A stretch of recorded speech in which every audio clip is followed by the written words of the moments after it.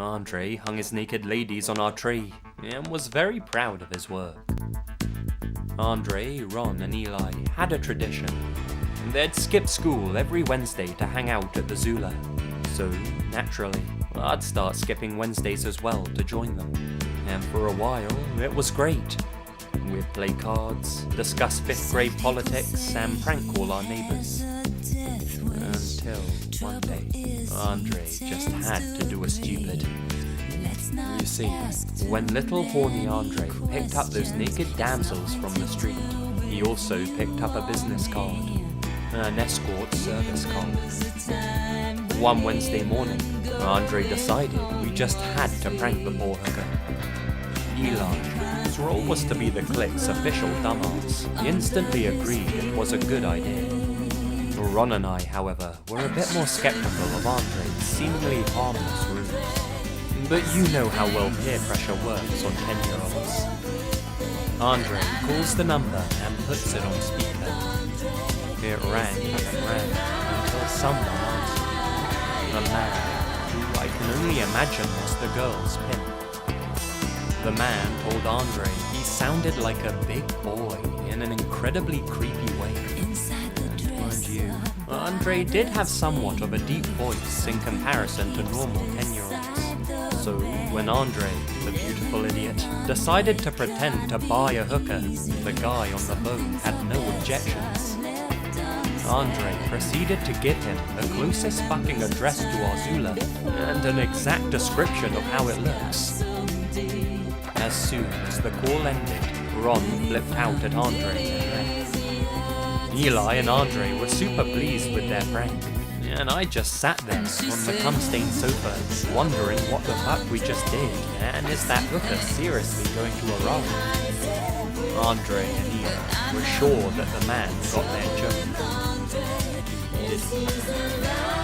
10, 20, 30 minutes pass, and nothing. No hookers to be seen.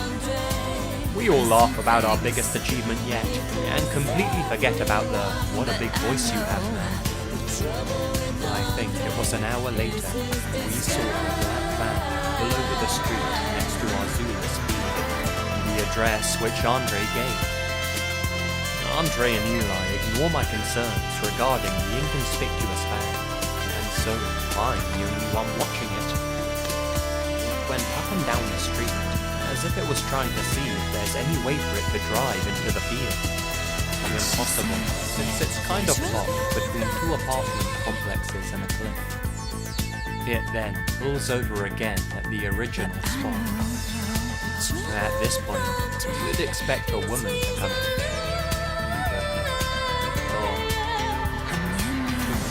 Get out of the van and start walking up the hill towards our field, towards us. I could feel myself screaming internally as I motioned my buddies to look. We all sort of freeze and have a little, "oh my god, what have we done?"